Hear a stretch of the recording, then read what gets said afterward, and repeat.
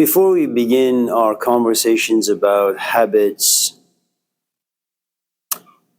and talking about some of the steps that you need to go through to get to where Joaquin wants to go, talk about books, authors, and commentaries, let me say the following. And this is a story that was shared with me by my father. Oftentimes, he sits me down and gives me a pep talk. My father's about 90. Temperamentally, he's very, very positive. I don't know how he does it. Sometimes he goes to the car wash and things are broke and he stays there for 5, 6, 7, 8, 9, 10 hours. And then I call him and say, Dad, so what's going on with the car wash? He says, oh, it was fun. Fun? How can it be fun? You're 90, your fingers don't work well. Your arms ache. He says, oh yeah, I step on the ladder, I go up and I see the world differently.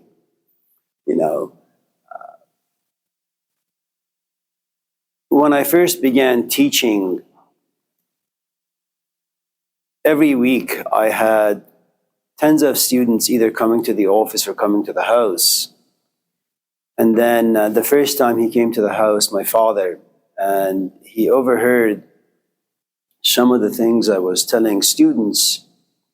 The following day he calls me and I go over and he says, you're dealing with 18-year-olds, 19-year-olds, 20-year-olds. They are filled with dreams and hopes. It's not good for you to speak that way because you crush them. You destroy their dreams and hopes, and laughter turns into tears and joy into sorrow. Be a bit more positive.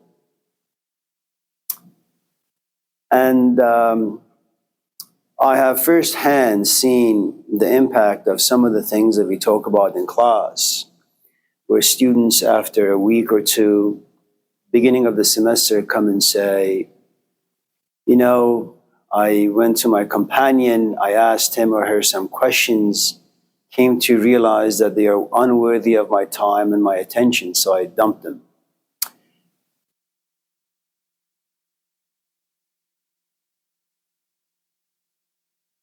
Or sometimes, not at Laney, but other schools, where students come and sit in my class for a couple of days and then they go drop other classes.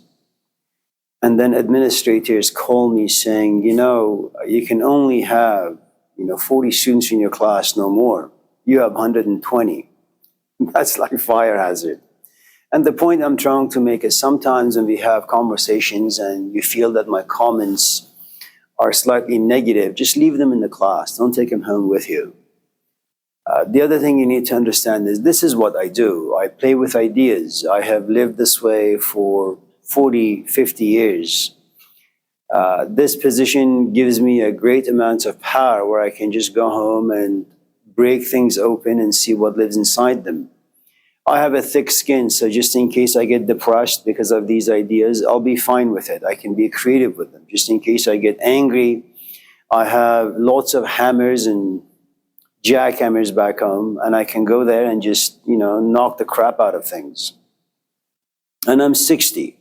So over time, my skin has become really, really thick. I'm in the habit of enjoying these ideas and their impact on my psychology. You guys are relatively new to perhaps all of this. You may have felt a lot of intense emotions, but you allow the emotions to govern you.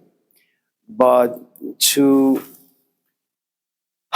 detach yourself from some of the things that you feel and then desire to break them open and see what's inside them, and then take responsibility not only for yourself but also for the other person who's imposed upon you. That may be a little too much on the shoulders of 18, 19, 20-year-olds. The point I'm trying to make really is, just in case some of my comments happen to be somewhat troublesome and burdensome, don't carry them. The next garbage bin you see, just bend over, trash them, and then walk home freely.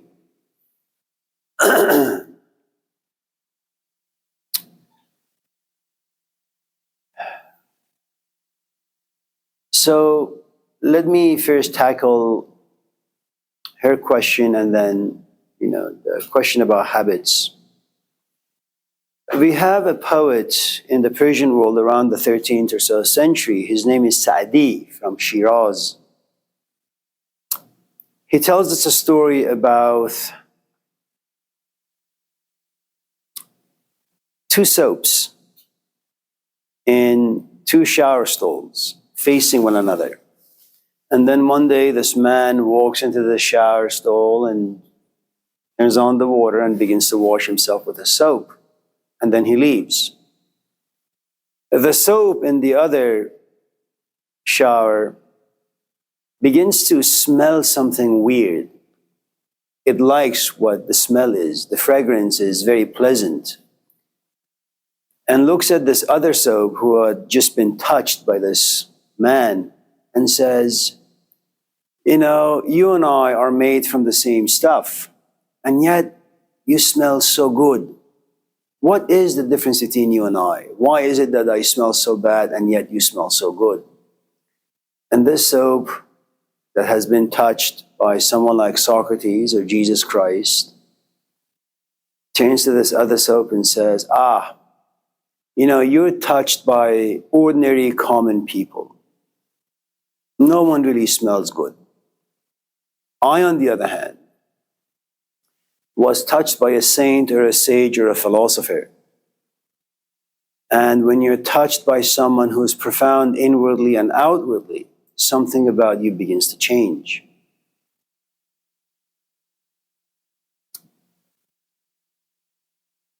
Next time, for example, you see someone, let's say you play the piano, but you don't really have much discipline. You don't play that well. And then you go online and you go to YouTube and you type in its search engine, Peter Buka. He's a guy from Hungary. He's amazing. He's a 20-year-old kid who has about, 3 million subscribers. Each of his videos are watched. They're only 4 or 5 minutes, but they're watched over maybe 3, 4, 5, 6 million times. He's amazing. And then you say to yourself, why can't I be like him? Well, the first thing you need to ask is, are you talented? Are you gifted? Because some people are gifted. It's like Lionel Messi. It's like Muhammad Ali. It's like Floyd Mayweather. It's like Cristiano Ronaldo. You can practice and practice and practice. But it seems life every season or so, every decade or so, every century or so, just spits out a Lionel Messi or a Ronaldo or a Floyd Mayweather. We don't know how these things happen. We don't know how people like Malcolm X or Martin Luther King or Mahatma Gandhi or Jesus Christ or Socrates come about. We certainly have a lot of philosophers, like we have a lot of soccer players. We have a lot of people who write books. But you don't get a Pelé every decade. You don't get a Ronaldo every decade. These people are just magic that impose themselves upon a certain art and then make the rest of us look really, really, really, really bad. I don't know how Socrates came about. I know he had a teacher. I know he spoke really, really well. I know he had some disciples. I want to be like Socrates. The truth is, I can't. I'm not gifted. I'm not liked by the gods. I am abandoned by the universe, by certain curiosities, certain disturbances, psychically speaking. I go read a couple of books. I memorize them. I go to school. I get a degree. I am given this fake labeled philosopher. I come to class and I realize I'm really, really awful. I dream to be a Socrates. I just can't. I'm not talented. Okay. So the first thing you need to ask yourself is, are you talented in the things that you want to do, in your pursuits? Gifts are like magic. They come with you the moment you're born. I don't know how that happens. Okay. Some people are not talented, which means that they have to work really, really hard to become good at something. But you will become a great soccer player. you'll just never become a Pelé. You will never become a Floyd Mayweather. You will never become a Muhammad Ali. You will never become a Socrates. You'll be good, but you will never be a Socrates. Okay. Now, if you have a certain habit and you realize it's very, very difficult for you to get rid of the habit, the question that you need to ask yourself is, let's say you want to learn how to become very proficient at playing the piano. Look at Peter Buka and ask, is he gifted or did he work really hard? Well, number one, he is gifted. But just because you're gifted, it doesn't mean that you can be slothful. It means that that gift creates a certain amount of passion inside you. You're haunted by this gift. Okay?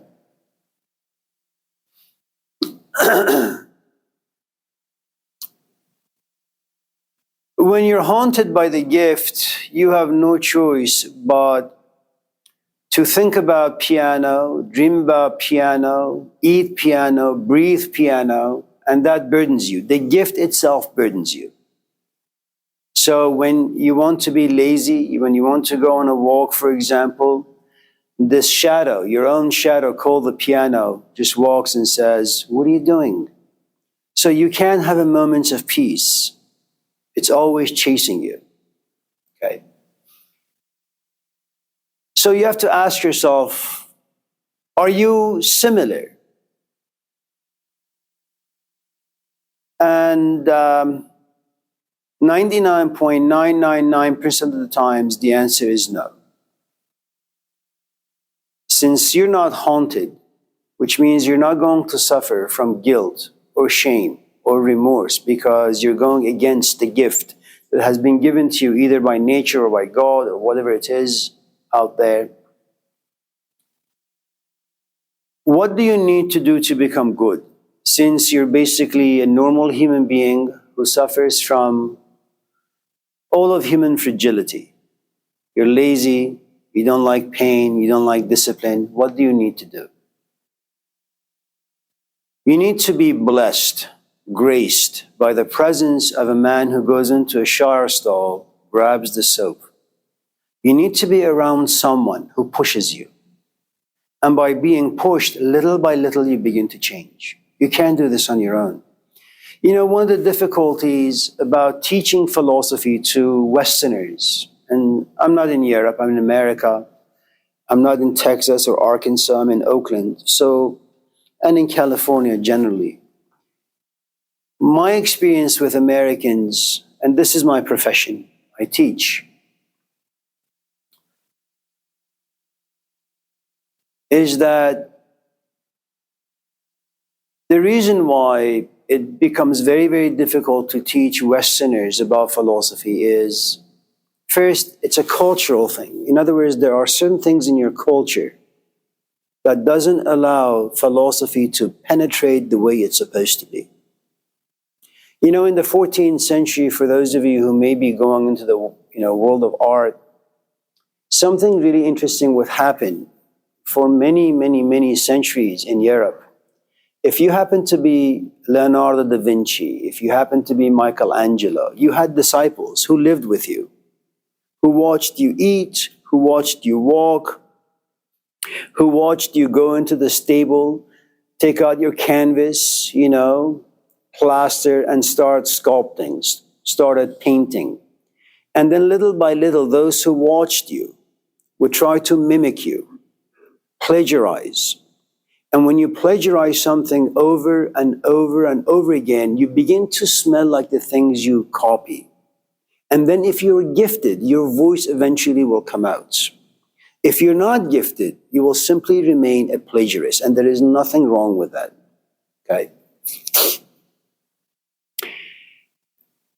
And that means the following, that if you live in Europe around 12, 13, 14, 15, 16th century, what you have is a student who is dependent, codependent, interdependent on their teacher.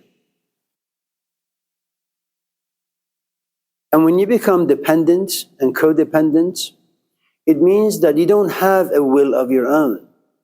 You can't say, I'm tired, I'm not going to come to class today. It doesn't work that way. You made a commitment to come to class. And the reason why sometimes, let's say, you just don't want to come to class, it's not so much about me. It's because you don't really care how I think about you when you miss a lot of classes. And that tells me that you don't really respect me enough. You don't really fear me enough. You don't really like me enough. You're not moved by the things I talk about in class enough. So when you come to class after like 2 months of not being here or 2 weeks of not being here, I have no interest in looking your direction. I have no interest in talking to you. I have no interest in taking your questions seriously. Not sure you can make it a bit more diverse saying, well, I was sick, or my father died, or my dog died, or whatever the case may be. All those things may be true, but I'm not going to play the part of a psychologist to get in your head to figure out what the hell is wrong with you. That's not my job. Okay. Now, I say all of this for the following reason. You have a certain habit. Let's just say you smoke every single day.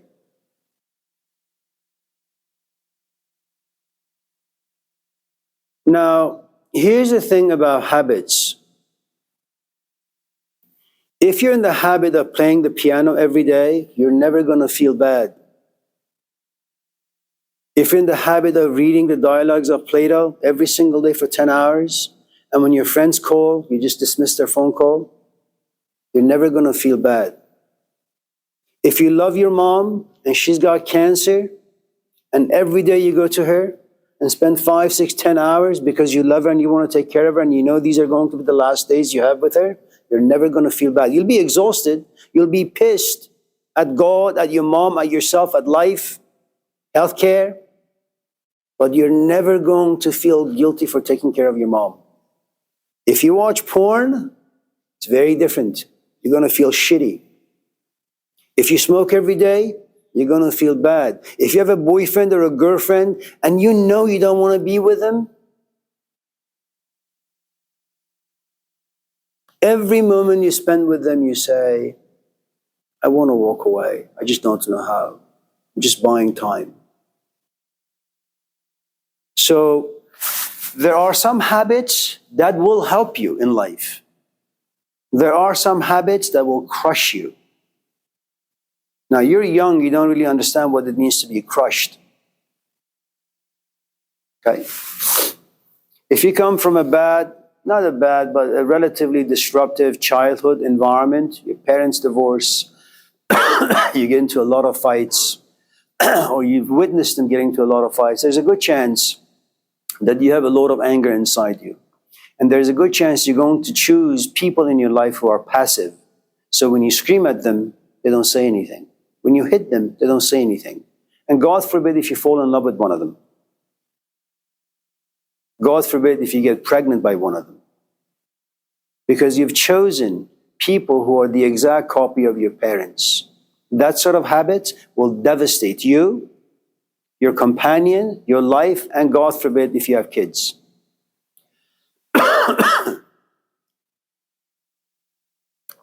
So the first thing you need to understand about habits is that there are certain habits that you make certain promises to yourself.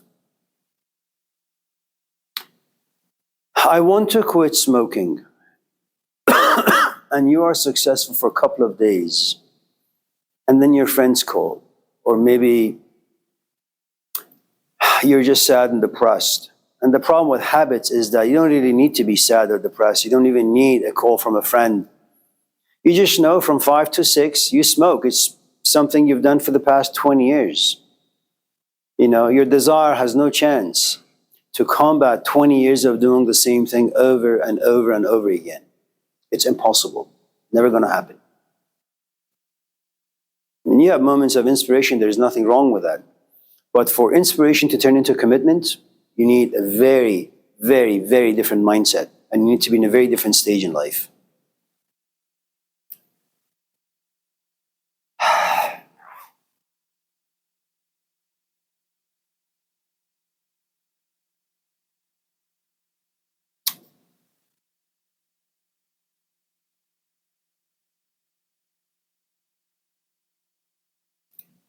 Since no one can change a habit or anything that is negative about themselves, you have a couple of options.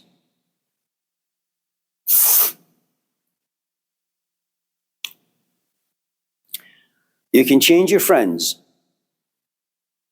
delete all the contact information, get rid of them.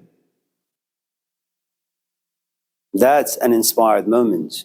Temptation will overpower you. You'll seek them out on Facebook, on Twitter, doesn't really matter. Or you'll find new ones with similar habits.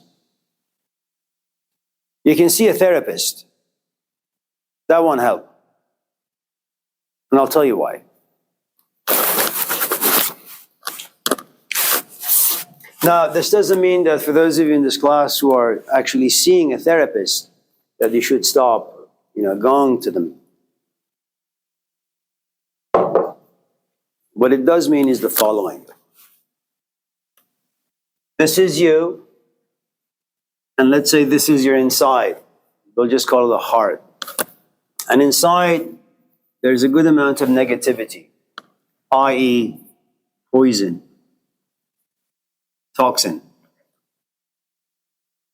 You wake up, and the poison and the toxins are inside you. And they're governing your emotions, they're governing your intellect, and you certainly know that with the emotions and the intellect running wild inside you, they will kind of direct your body to where they want your body to go.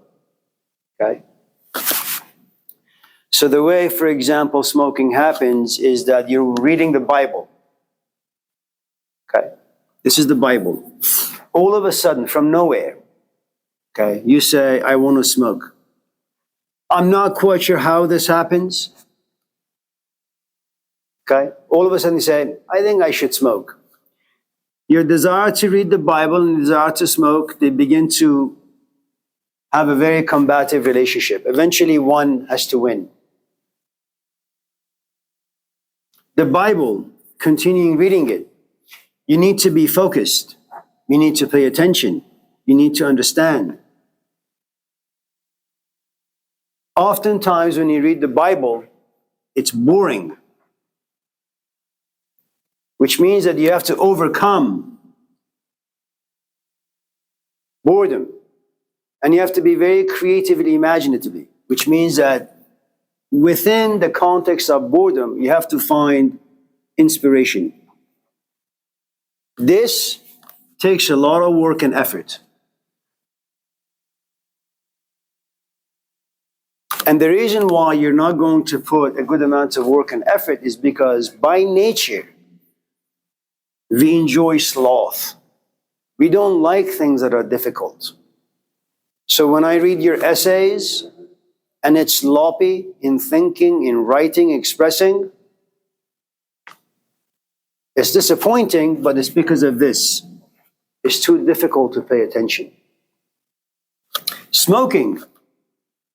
Instead of working 10 hours to be inspired by the verses you find in the New or the Old Testament or any book that's good, Tao Te Ching, In Search of the Miraculous, Awakened Dreams, okay?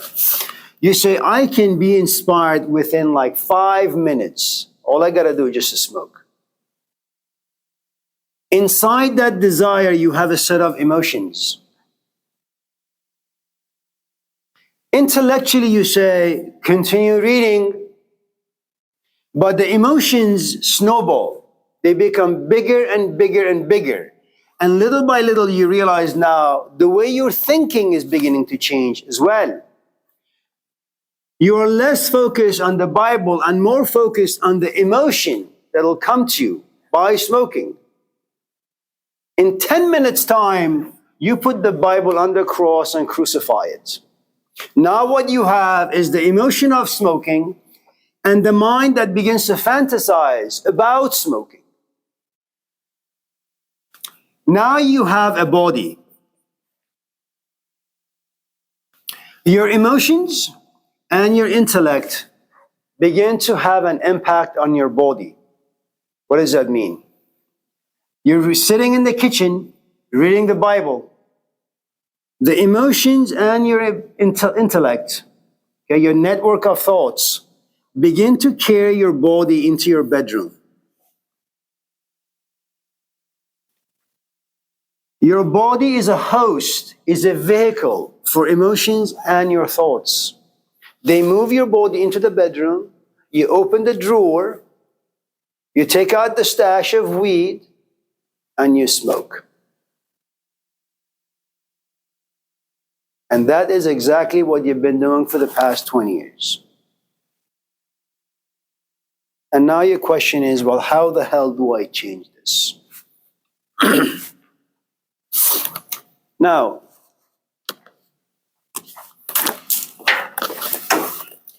what have I just provided you?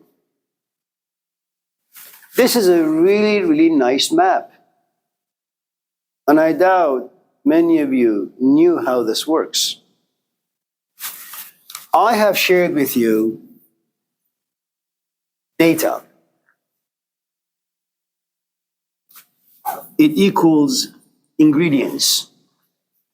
These are the components that take place, okay, between you, your desire to read the Bible, and your desire to smoke. You have the ingredients.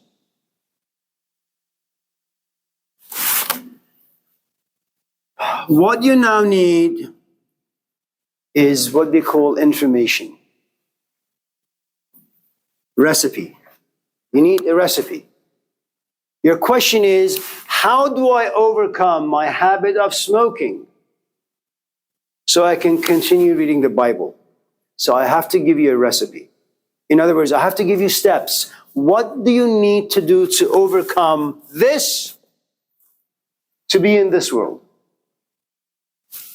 Now, for those of you in this class who enjoy cooking like Alex, you know how this goes. You go to Safeway, you buy a box of something, let's say how to make pound cake. You look in the back, it says 2 eggs, 50 gallons of milk, some water, some oil, and then you say, okay. So you have the box ingredient, you have the recipe on the back. You mix them all together, you put them in the oven, you take them out, take the cake out, and you realize it's unedible. What are you doing? You have the ingredient, you have the recipe, now you have to experiment. And if you're new, this is going to fail. You're going to have a bad cake on your hand. It's not going to be edible. You're going to throw it out.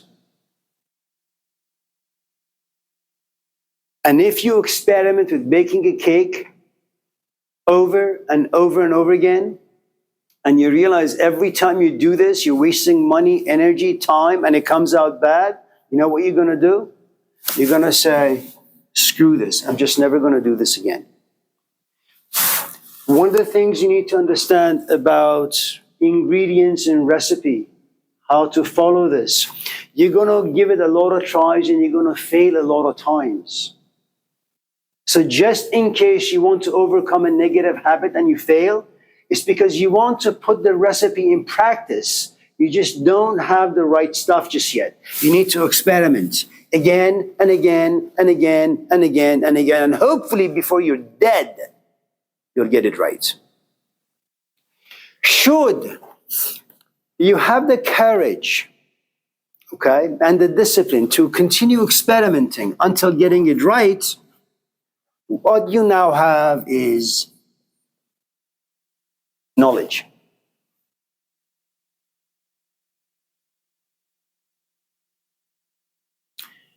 Without this, all you're left with is assumptions and opinions, biases and prejudices. That's all you got.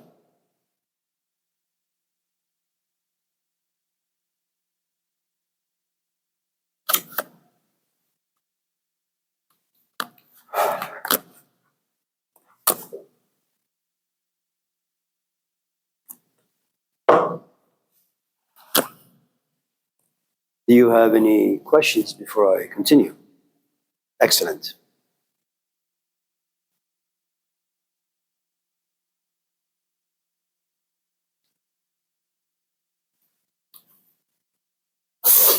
So how do you change?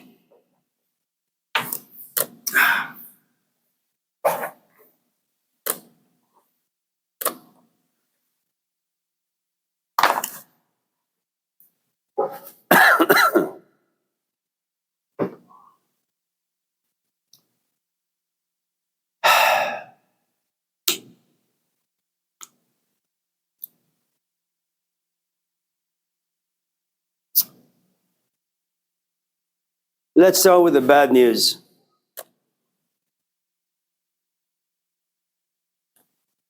You can't change. It's not possible.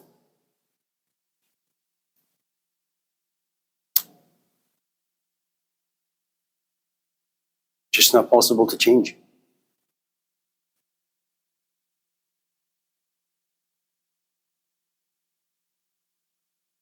You can't change. Can't. It depends also how you wish to define change and how big of a change you want, Abigail. You know, some people get tired of their car because it breaks down all the time, and so they just trash it and they buy a Tesla. Some people only change the starter, only to have the brakes go bad. And then they have to change the tires, and they have to change the transmission. It depends what kind of a change you want. It also depends on your resources. If you ain't got money to buy a Tesla, well, what's going to happen is every time you want to go on a trip, there's always going to be this fear that your car is going to break down somewhere in the middle of nowhere.